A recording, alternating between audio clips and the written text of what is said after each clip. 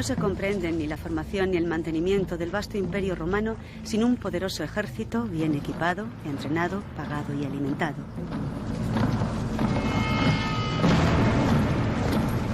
Las famosas legiones aseguraron dentro de su diversidad la unidad de los territorios ocupados por Roma.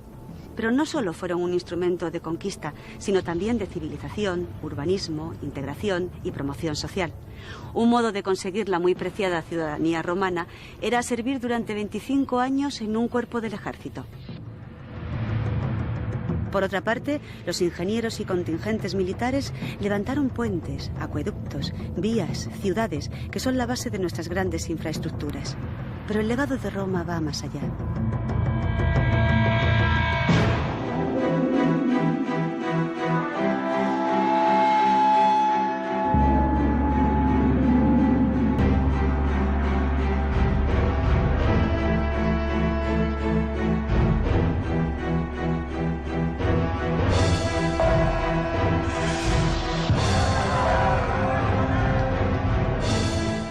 Imperio Romano. Legionarios de Roma.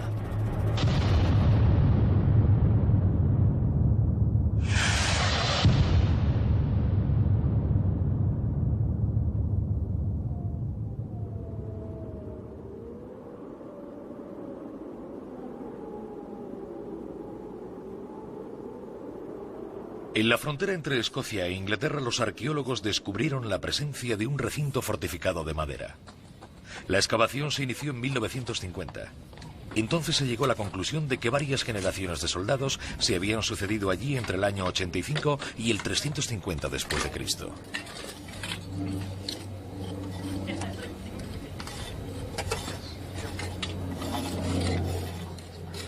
Un espeso manto de turba cubría dichos vestigios. En este magma compacto, totalmente desprovisto de oxígeno, la materia orgánica suele padecer en menor medida los efectos de la corrosión. Desde hace 40 años, un especialista en legiones romanas, el doctor Robin Birley, se remonta en el tiempo excavando una capa tras otra el espacio de la fortaleza de Vindolanda.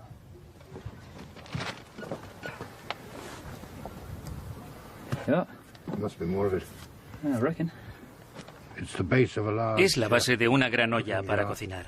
Bueno, realmente no fue empleada para cocinar, sino que se utilizó como recipiente para guardar algo. No fue expuesta al fuego, solo nos queda localizar los 30 o 40 trozos restantes.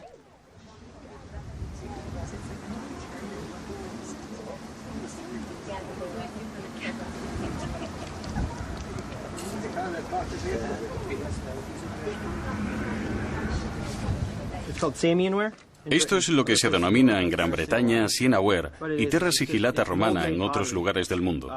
Son piezas de barro realizadas con moldes. La mayoría de estas piezas de cerámica encontradas en Vindolanda son originarias de La Gaufresec, una ciudad de Aveyron, en Francia. Eran importadas por los militares para ser usadas aquí en Vindolanda. ¿Disfrutaba el destacamento de una apacible vida en su destino de la frontera?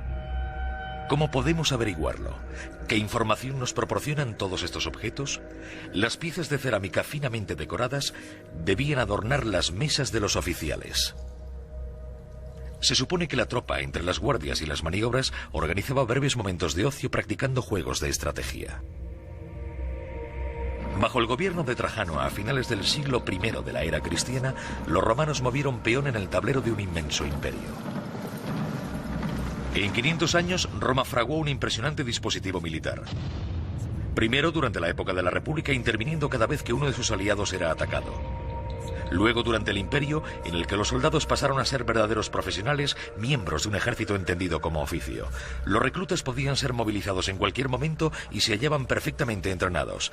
Estas legiones consiguieron derrotar a todos sus adversarios. Las tropas de Aníbal, los hoplitas griegos, los guerreros persas, dieron muestras de una tremenda eficacia.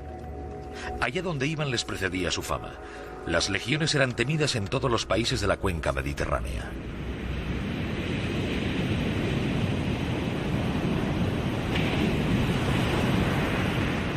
Estas legiones al mando de Cneo Cornelio Escipión desembarcaron en la ciudad griega de Emporión. Es interesante ver la ubicación del asentamiento de Emporión al sur de la bahía de Rosas, y también por las características que presentaba la ciudad en ese momento. Actualmente la topografía ha cambiado mucho de época antigua, pero en época antigua la ciudad griega de Emporion estaba formada por dos núcleos urbanos, el sector de la Palayápolis, el actual San Martí de Ampurias, que cerraba una pequeña bahía natural, y el sector de la Neápolis, que la cerraba por el sur, este puerto natural. Por tanto, la ciudad de Emporion presentaba unas características topográficas y unas infraestructuras portuarias que fueron importantes y fueron utilizadas para desembarcar este ejército en el año 218 a.C. A partir de este desembarco, Roma inicia la ofensiva contra el ejército cartaginés e instala el campamento militar de Tarraco. Durante el siglo I a.C. se fundaron muchas ciudades en Hispania. Una de las más importantes, Mérida. En el año 25 a.C., según nos refiere Dion Casio, se funda la nueva colonia Augusta Emérita. La denominación emérita obedece a que su primer contingente colonial son estos veteranos de las legiones quinta y décima, quienes van a formar parte de esa inicial población de un nuevo territorio, el territorio lusitano, poco romanizado, un territorio que se va a incorporar al proceso político de Augusto en la península ibérica. Años más tarde, otra nueva generación de ciudadanos, ya plenamente romanizados y conocedores de los usos y costumbres culturales de Roma, serán los que realizarán la gran producción monumental de la nueva capital Augusta Emérita. Capital que sin duda se aproximará a los esquemas metropolitanos, como se puede ver en los conjuntos del Foro, el Teatro y todos los recintos monumentales de la nueva colonia emeritense. La ubicación de la colonia Augusta Emérita está determinada por los dos ríos, el Guadiana y el Albarregas. La planta está rodeada por una gran muralla que se abría en 4 puertas de ingreso. Incorporaba en el interior las 2 vías principales, en torno a cuya intersección se encontraban los 2 recintos de espacios públicos, el Foro Colonial y el Foro Provincial.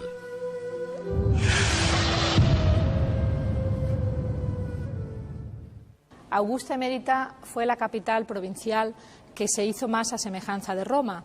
Tanto el Foro Colonial como el Foro Provincial son una copia de los patrones metropolitanos de la ciudad de Roma. Un ejemplo singular es este grupo de eneas, del que no se conserva el original del Foro de Augusto en Roma, pero sí se conservan parte de las piezas de ese impresionante recinto que albergaba algunas de las estatuas más significativas de todo ese elenco del Foro de Augusto. Los clipeos, las cariátides, que recordaban al modelo de la propia metrópolis, lo que nos habla de esos artistas y talleres que llegaron a la capital provincial y que desarrollaron un arte hasta entonces desconocido. La legión fue sobre todo el principal instrumento de la conquista.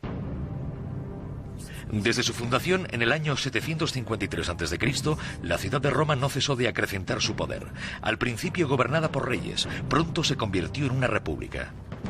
A mediados del siglo III antes de nuestra era, la totalidad de la península italiana había sido conquistada. Más allá de sus fronteras daría comienzo una nueva aventura.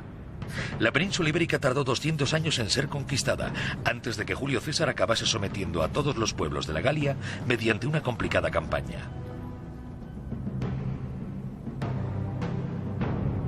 Por el norte, las legiones avanzaron hacia Germania.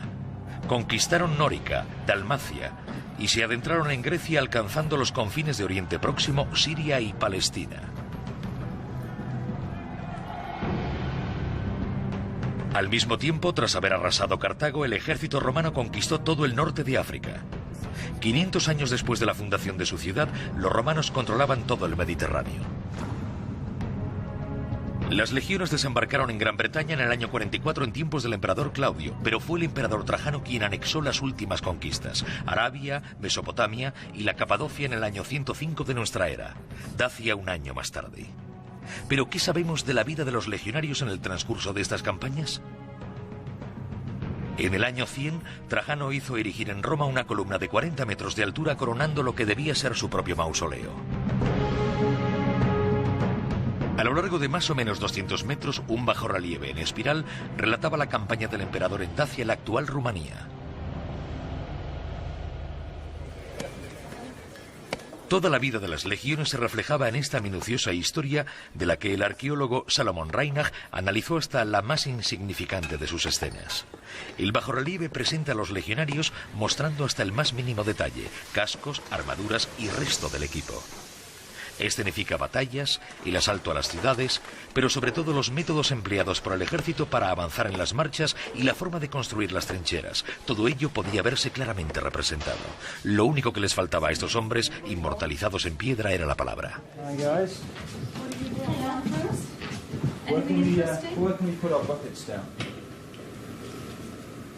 Los arqueólogos de Vindolanda extrajeron de la turba las pruebas que evidenciaban todo el potencial de las legiones de Roma.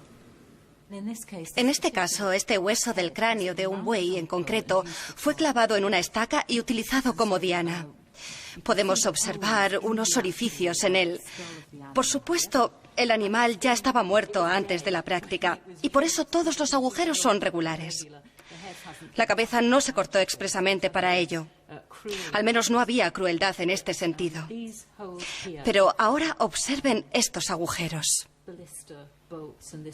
Fueron realizados con puntas de jabalinas o algún arma semejante que perforaron la parte exterior de este cráneo. Si cogemos una punta de jabalina y la introducimos por aquí, podemos comprobar que el corte encaja perfectamente.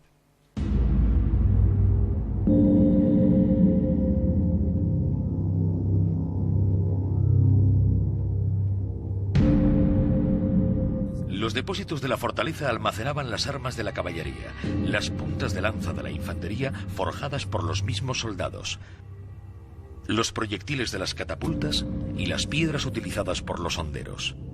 Todo el arsenal de un ejército que el general Mario transformó en un cuerpo de soldados profesionales en el siglo I a.C.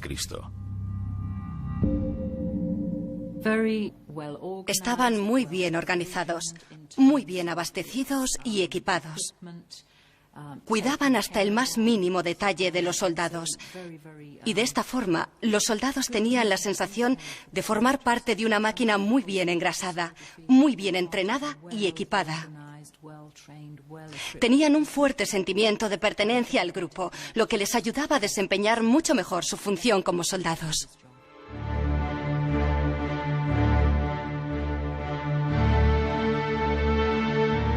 La fuerza de la legión se basaba en su conciencia de equipo.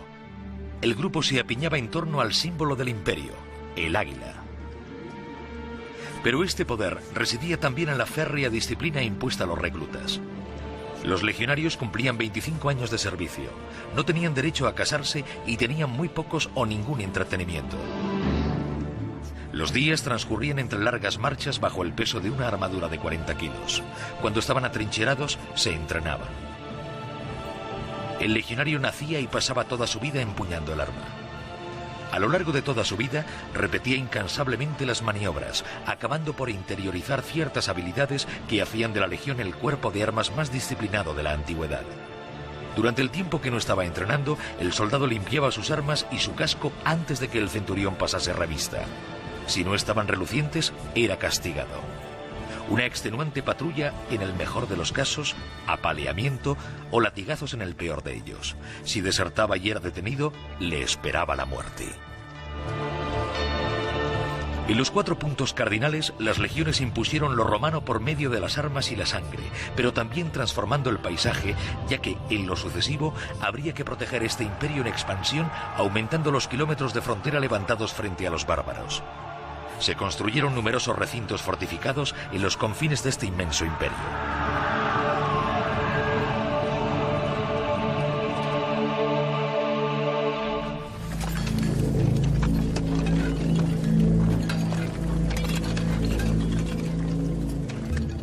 Bajo el mandato de Trajano, las legiones se asentaron en campamentos temporales. En Bretaña, la actual Gran Bretaña, se enfrentaron a temibles guerreros, los pictos. En Vindolanda, las colinas de Bardonville, frontera natural entre Inglaterra y Escocia, se asomaban a las colinas del norte. Aquí fue donde se consiguió detener la conquista. Fue aquí donde a principios del siglo II de nuestra era, con los emperadores de Trajano y Adriano, donde se jugó gran parte de la suerte del imperio. ¿Cuáles eran entonces los puntos débiles de las legiones? La excavación de la fortaleza de Vindolanda permitió dar con las piezas maestras que desvelaban tal misterio. En la primavera de 1973, los arqueólogos de Vindolanda realizaron un importante hallazgo, una serie de tablillas de madera que parecía tratarse de correspondencia. Pero las inscripciones se presentaron en principio ilegibles. Imposible saber si estos textos habían sido escritos en latín, la lengua oficial de las legiones. ¿Permitiría su restauración descifrar antiguas misivas de 2000 años de antigüedad? Serían necesarios varios meses de trabajo antes de hacer públicos los resultados. La tinta realizada a base de carbón había calado profundamente en las fibras de la madera. Aparecieron algunas palabras, luego frases enteras. Los arqueólogos de Vindolanda consiguieron sacar a la luz testimonios escritos. Desde los primeros análisis se pudo deducir que estos textos constituían un claro testimonio de la vida cotidiana de los soldados que habitaron el enclave. Un extraordinario hallazgo. Quizá fuese la única. Yo no me lo podía creer. Pero en días sucesivos fueron localizadas más tablillas y de repente nos dimos cuenta de que habíamos conseguido reunir informaciones absolutamente diversas sobre el pasado, ¿entienden? Estas gentes nos contaban aquí lo que hacían en su día a día y eso normalmente no suele suceder en arqueología. Desde 1973 y hasta el día de hoy se han exhumado más de 1000 tablillas. Los arqueólogos las encontraron en el mismo lugar, en un foso a los pies de la muralla. Según ellos, esto constituye la base de un primer misterio. ¿Cómo acabaron allí?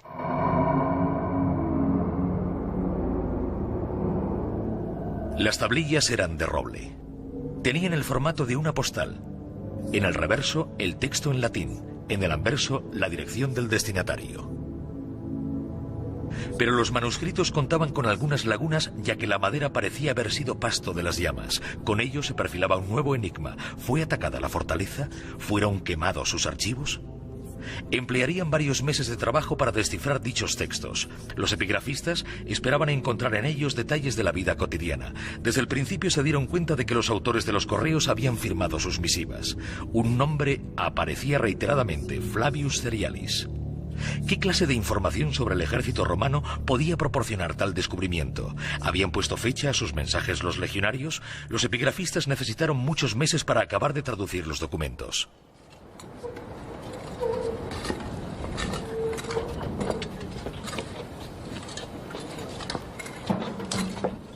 Estos testimonios escritos permitieron a los arqueólogos comprender mejor el entramado de muros que estaban excavando.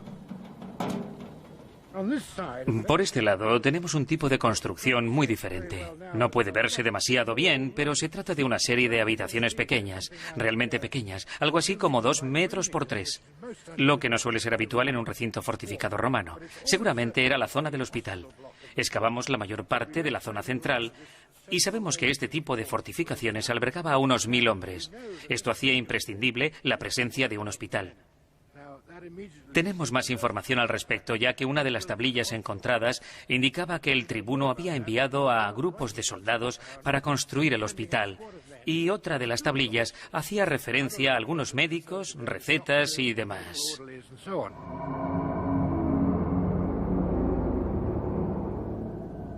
Las primeras conclusiones de los epigrafistas eran claras.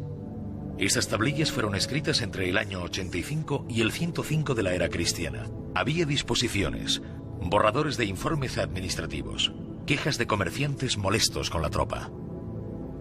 Sin embargo, unas cuantas tablillas centraron la atención de los especialistas. Relataban hechos excepcionales en el ejército romano, casos de deserción masiva.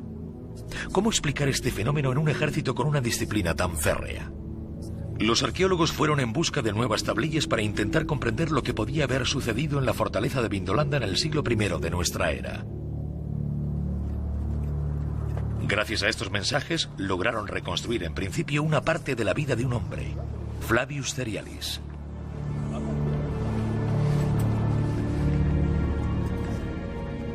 Flavius Cerialis era tribuno. Se hallaba al mando del campamento de Vindolanda. Le escribía al gobernador de la provincia y a algunos de sus oficiales y recibía por parte de estos las correspondientes respuestas. El tribuno Cerialis dirigía a 480 hombres. los soldados de la 9ª Cohorte Bátava, una unidad de refuerzo con origen en los Países Bajos. El destacamento del campamento de Vindolanda estaba formado por una unidad de infantería y otra de caballería reclutadas en la desembocadura del Rin. Se trataba de una unidad de refuerzo cuyos soldados se convertirían en ciudadanos romanos al cumplir los 25 años de servicio. Flavius Cerialis también era bátavo y su familia había adquirido la ciudadanía romana bajo el gobierno de Vespasiano en el año 70 de nuestra era. Sus padres permanecieron fieles a Roma en el momento de las revueltas que teñieron de sangre aquella provincia. La 9ª Cohorte había construido un recinto fortificado de madera en la explanada de Vindolanda. Defendía la frontera norte, sofocando los asaltos de los temibles guerreros pictos, de cuya infantería y caballería recelaba Cerialis.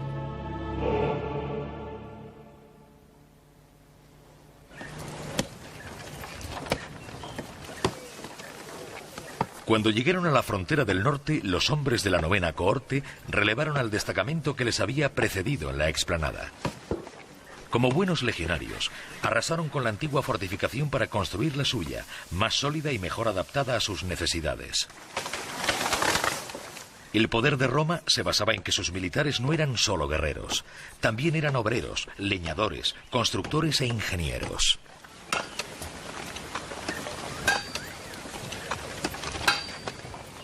Los soldados de Vindolanda eran como hormigas. Cortaban cientos de árboles, cavaban y se atrincheraban cada vez que paraban.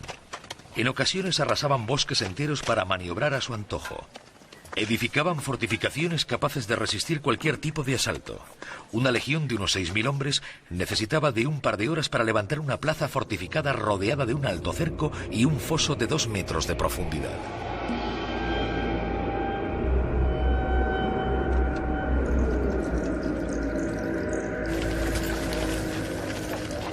En Vindolanda, el destacamento de Flavius Cerialis construyó una fortificación sin saber si iba a permanecer mucho tiempo en el lugar. Quizás al día siguiente, estos hombres recibiesen órdenes para adentrarse en territorio enemigo. Bajo el imperio de Trajano, a finales del siglo I, 28 legiones, 150.000 hombres, velaban por la seguridad del imperio. Eran ciudadanos romanos, pero la defensa de las fronteras requería cada vez un mayor número de hombres. Al lado de las legiones, las cohortes de refuerzo eran formadas a partir de reclutamientos llevados a cabo en territorios conquistados. Si sobrevivían a los 25 años de servicio, podían obtener también ellos la ciudadanía romana. Serían propietarios de una pequeña porción de terreno. Era a lo que aspiraban los hombres de la 9ª Cohorte. Para ellos, la colina de Vindolanda se encontraba en el fin del mundo. Emplearon varias semanas para venir desde la Galia. Algunos llegaron enfermos, víctimas de una conjuntivitis que los debilitaba. Otros habían caído en emboscadas. Flavius Cerialis hacía recuento de sus muertos. A su llegada, los pictos lanzaron su caballería ligera con fuerza y contundencia y se adentraron en las colinas. En los primeros días los soldados debían sobrevivir a base de hurtos. Lo que necesitaban para vivir lo robaban en los poblados enemigos de los alrededores. Lo suficiente como para instalar el campamento y echar raíces en esta húmeda tierra. En cada una de estas racias intentaban hacerse con paja seca para alcanzar uno de los pocos placeres que podía permitirse el legionario: fabricarse un buen lecho.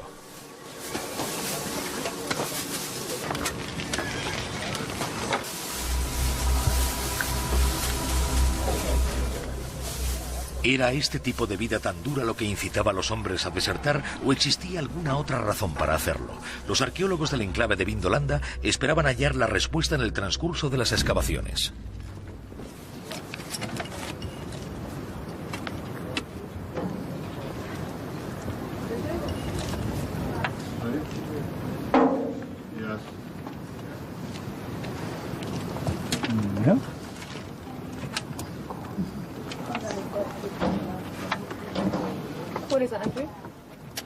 Un nuevo trozo de tienda. Como pueden observar, se encuentra realmente en muy buen estado.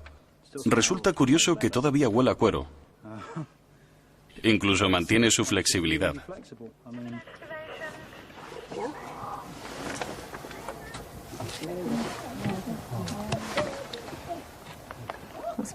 Mira, es un gran trozo.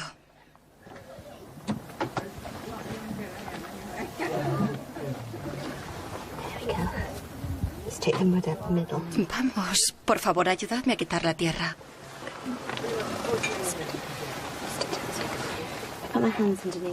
Mira, este sí que es un gran trozo.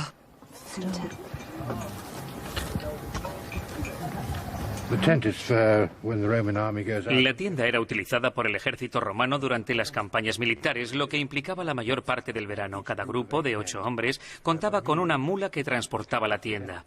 Ellos, por su parte, cargaban con los utensilios de cocina, armas y armaduras.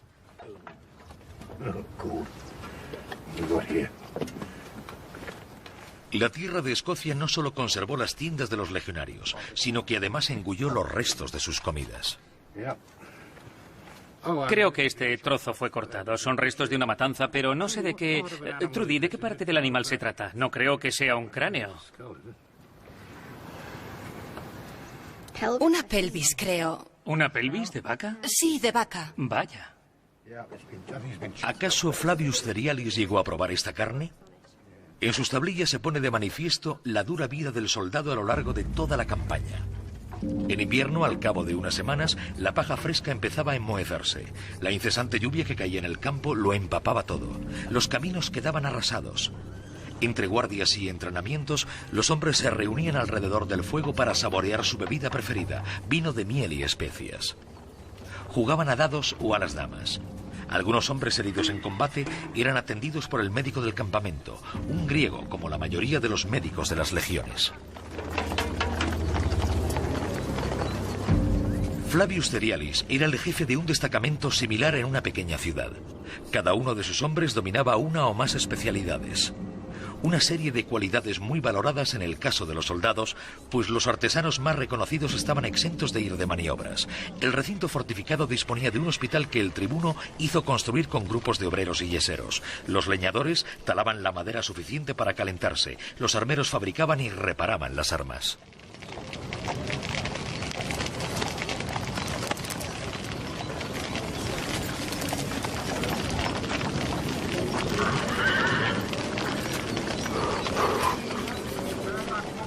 Los hombres esperaban la llegada del buen tiempo para recaudar los impuestos en los condados circundantes o comerciar con los pueblos vecinos.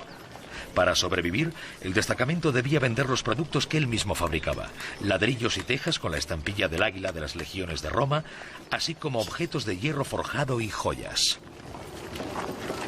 Algunos campamentos albergaban incluso talleres de cerámica. La cohorte contaba también entre sus filas con un zapatero, artesano muy respetado, pues era quien fabricaba y reparaba las sandalias de cuero imprescindibles para los soldados. Estas sólidas sandalias eran fácilmente reconocibles gracias a sus suelas reforzadas con varias filas de clavos.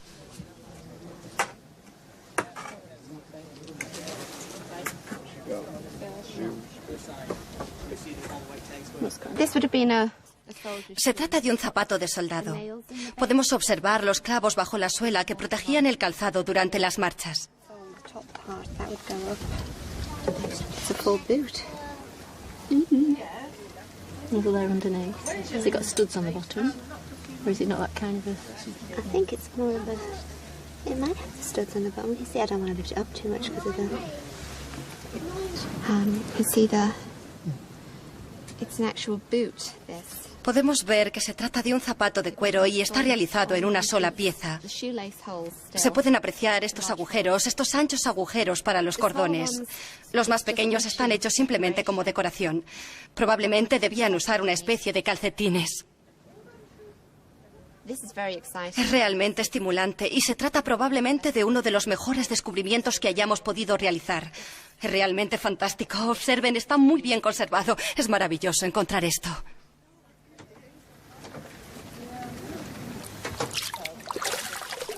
Posteriormente, los arqueólogos encontraron un zapato de mujer en el recinto fortificado.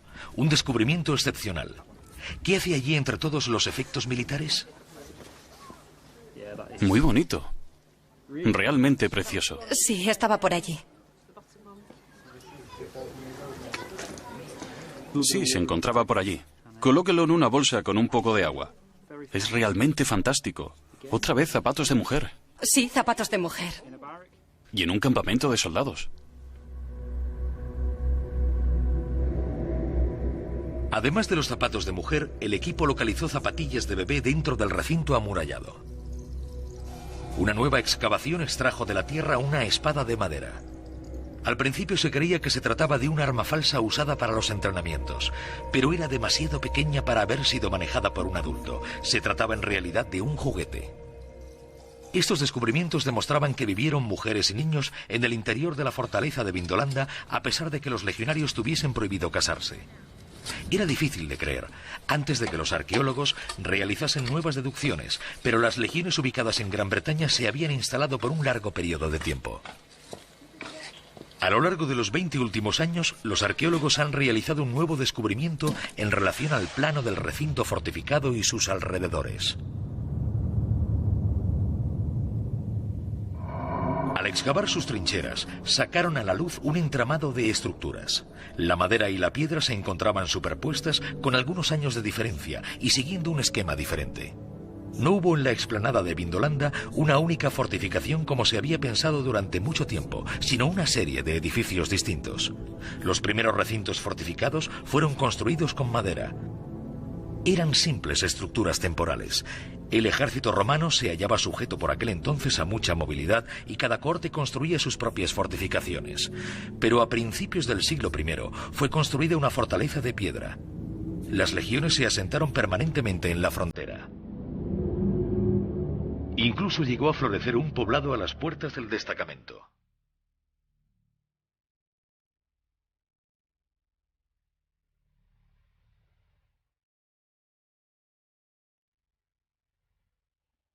La fortaleza de piedra atrajo a poblaciones vecinas que conseguían obtener cierto beneficio económico. Un nuevo poblado vio la luz. Seguramente los jóvenes de la novena corte debieron encontrarse allí con jovencitas que se convertirían en sus compañeras, a pesar del estricto reglamento de las legiones. Este pueblo albergaba a comerciantes, familiares de soldados y zonas de ocio. Una de estas zonas se convirtió en uno de los principales símbolos del mundo romano, los baños. Este edificio, compuesto por dos salas abovedadas paralelas y por una piscina con forma de media luna, era construido normalmente a las afueras del asentamiento.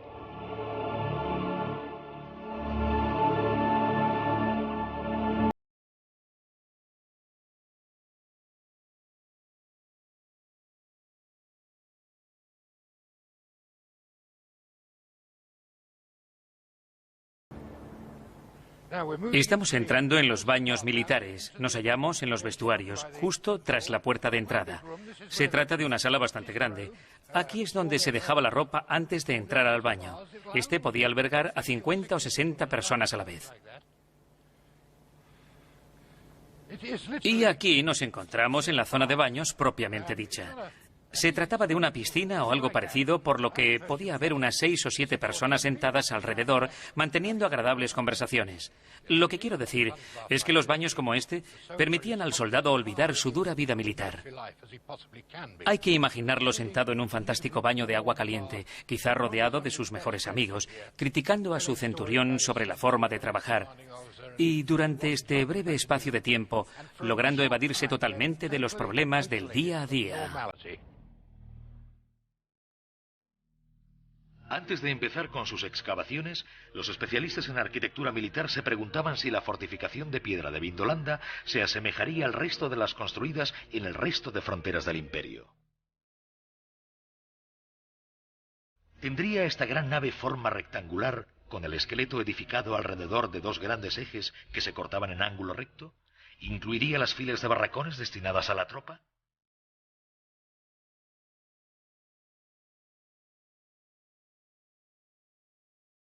Los arqueólogos suponían que la tradición militar prevalecería y que encontrarían el Praetorium, cuartel general, cuyo corazón estaba formado por la sala de los estandartes, un santuario dedicado al culto imperial y a la salvaguardia del tesoro del destacamento.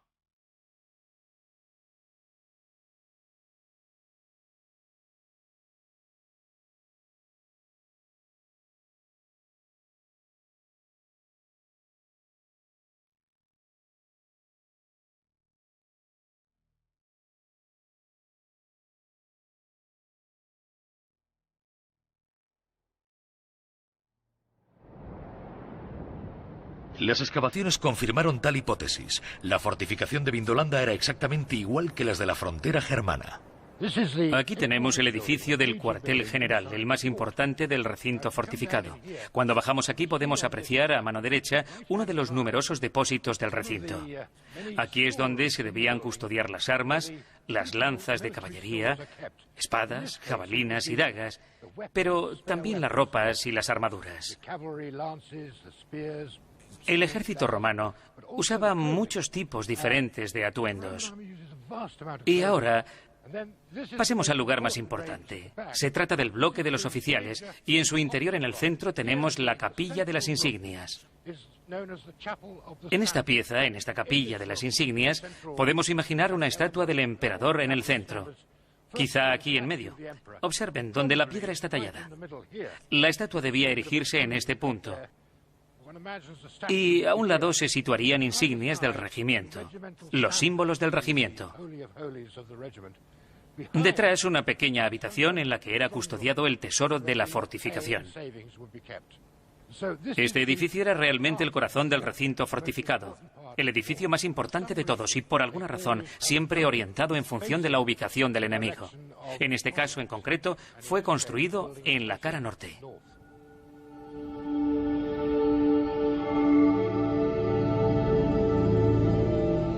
Con la construcción de la fortaleza de piedra, las tropas se asentaron en el territorio que defendían frente a los invasores bárbaros. El doctor Birley pensaba que los soldados se habían aclimatado trabando sólidas relaciones con las personas autóctonas. Una vez más, las tablillas confirmaron dicha hipótesis. El mismo Flavius Cerialis no vino solo hasta estos lejanos parajes. Su mujer y su hijo lo acompañaron. Numerosos oficiales habían hecho lo mismo, como lo demuestran las tablillas registradas con el número de inventario 291 y 292. Correspondencia privada entre la mujer de Cerialis, Lepidina, y la esposa del prefecto de un campamento, Claudia Severa.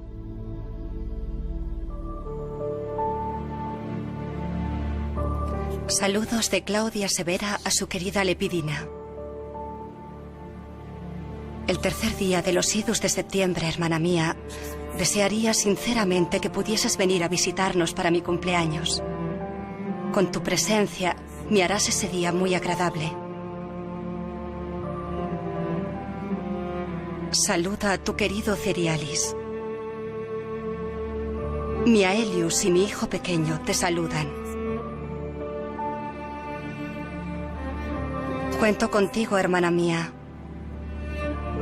Cuídate, hermana mía, querida alma mía. Así también yo seré feliz. Saludos. Querida Claudia, como te prometí, pedí permiso a Cerialis para ir a verte y me dijo que ya lo sabía y que os visitaremos juntos. Recibirás otra misiva indicándote cómo y cuándo nos veremos. Besos a tu Aelius de mi parte, hermana lejana, mi alma gemela. Ningún texto mejor que las tablillas de Vindolanda pusieron en evidencia los cambios de costumbres en el ejército romano. Los reclutas de las tropas de refuerzo afrentaron una regla fundamental de la legión: fundaron familias en su asentamiento. Con ello podemos llegar a comprender por qué desertaron tantos hombres. Podemos imaginar por qué los soldados desertaban. Muchos de ellos debían convivir con alguna joven del pueblo, de tal manera que cuando fueron enviados a Dacia, la única solución mientras no transcurriesen los 25 años era desertar, escapar huyendo a través de las colinas durante varias semanas a la espera de que el regimiento se marchase y así regresar para vivir tranquilos.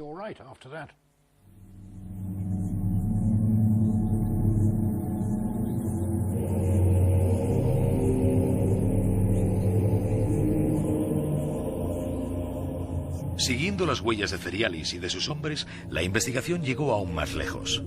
Los arqueólogos reconstruyeron la cadena de acontecimientos que hicieron que las tablillas llegasen hasta nosotros.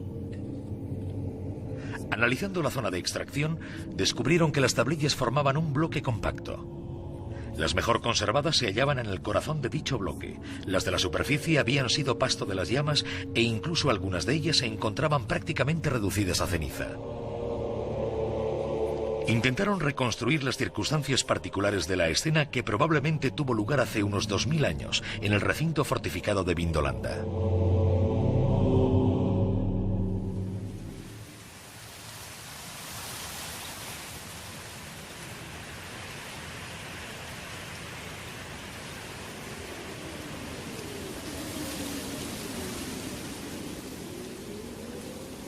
Tras varios años de acuartelamiento, la novena cohorte bátava fue enviada al Danubio. Antes de abandonar el lugar, Flavius Cerialis quemó precipitadamente todos los archivos.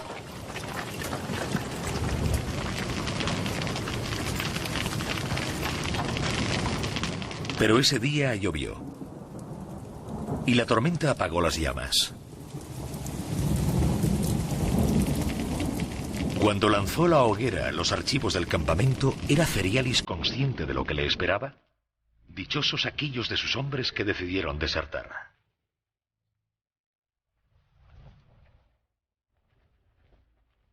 En el mes de marzo del año 105 después de Cristo, el emperador Trajano atravesaba el Danubio a miles de kilómetros de Vindolanda.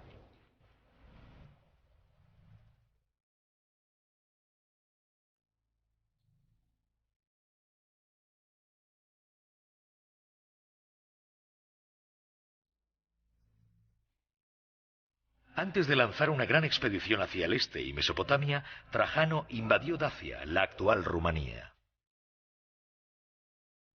8 legiones se instalaron más allá del Danubio para proteger esta lejana colonia enclavada en pleno país bárbaro. Pero, ¿qué pretendía hacer Trajano a orillas del Danubio, a miles de kilómetros de Roma?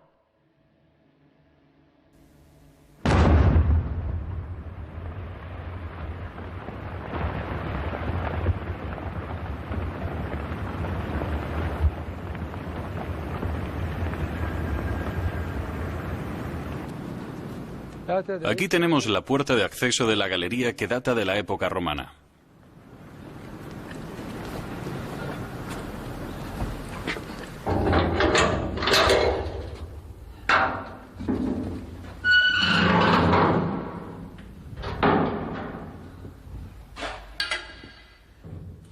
La galería romana se halla debajo de estos 157 escalones, a una profundidad de unos 100 metros.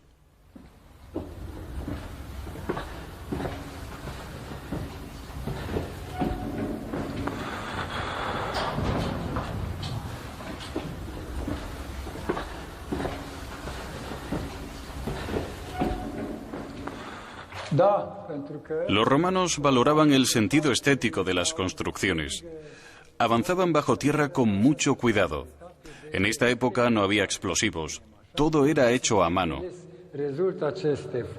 Solo usaban buriles y martillos para excavar este tipo de túneles, poco a poco.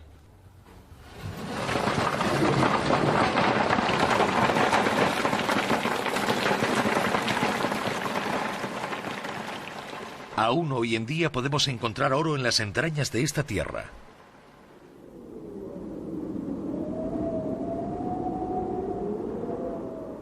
Las campañas de la novena cohorte en Dacia fueron duras y muy crueles. Esta guerra es la que reprodujo la columna de Trajano sin omitir el más sórdido de los detalles.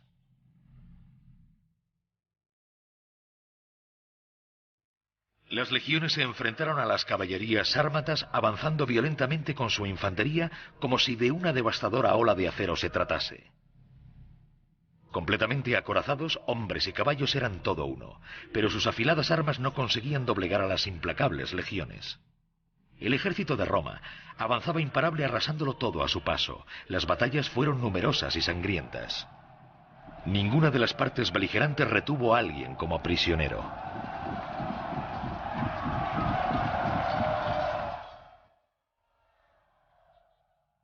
En este conflicto, como en toda guerra, fue la población civil la que más sufrió. Las mujeres, ancianos y niños, cuando no eran masacrados, eran deportados. Va victis, ay de los vencidos. La huella de Flavius Cerialis y de la novena cohorte bátava se pierde en Dacia. Trajano, extenuado, murió en el año 117, al regreso de su última campaña a orillas del Éufrates.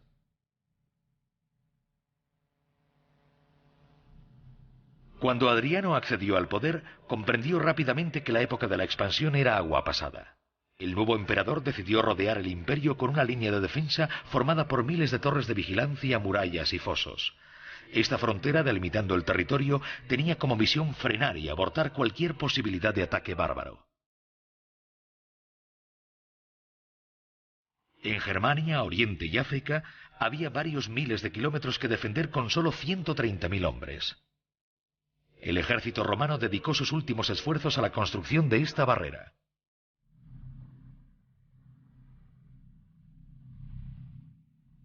También en Gran Bretaña los legionarios se protegieron tras este aparente dique.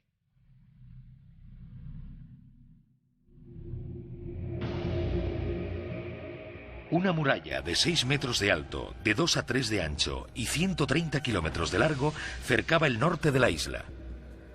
Un profundo foso bordeaba esta obra. Un camino avanzaba en paralelo, comunicando una fortificación con otra. Vindolanda se encontraba en el centro del dispositivo y Adriano la visitó personalmente. Iniciados en el año 122, los trabajos finalizaron 5 años más tarde. Un gran número de unidades participaron en la edificación de esta ingente obra. Cada kilómetro y medio, un pequeño bastión albergaba a un puñado de soldados de infantería y algunos de caballería.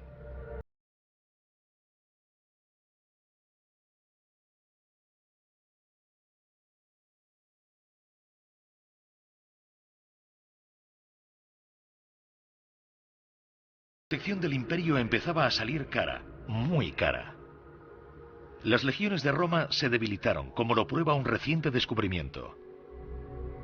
A 100 kilómetros al norte de la muralla de Adriano, las excavaciones de varios poblados pictos sacaron a la luz tesoros numismáticos, miles de monedas romanas en el corazón del territorio enemigo. ¿Cómo habían llegado hasta allí? Los arqueólogos escoceses lo comprendieron enseguida, como lo explica el conservador del Museo Nacional de Escocia. Las monedas de esta olla fueron encontradas al otro lado de la frontera romana, en pleno territorio bárbaro. Creemos que se trata de un botín correspondiente a un robo o un soborno del poder local por parte del jefe del destacamento. En esta época, los romanos usaban tanto su potencial militar como las misiones diplomáticas. Y cuando el ejército no era suficiente, el soborno podía ser de gran utilidad.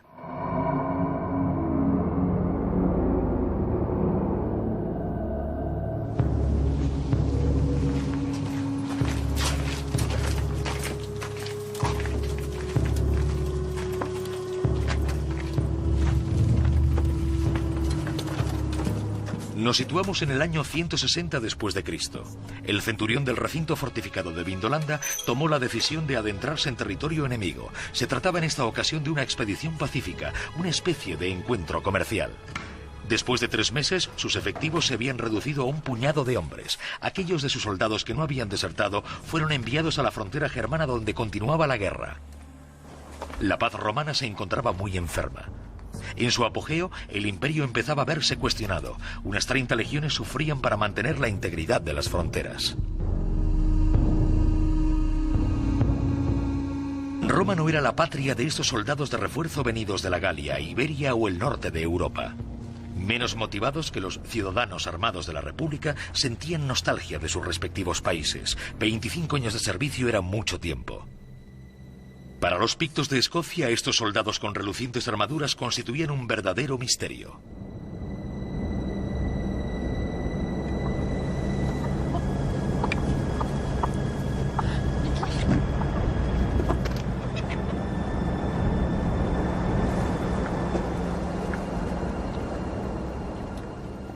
El mantenimiento de las tropas en la frontera tuvo nuevas consecuencias. Los encuentros culturales se multiplicaron, facilitando una cierta forma de mestizaje. Todavía anclados en la Edad de Hierro, los pictos tenían mucho que aprender de estos hombres venidos del este, pero también ellos tenían mucho que enseñar. Se estaba gestando un nuevo mundo.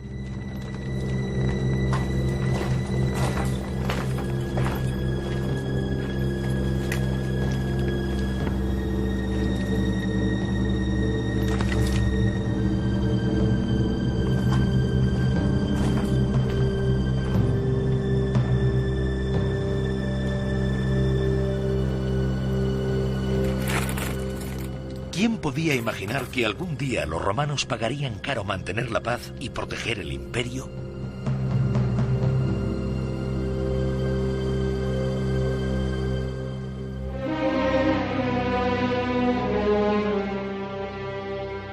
¿Tan inocentes eran los romanos?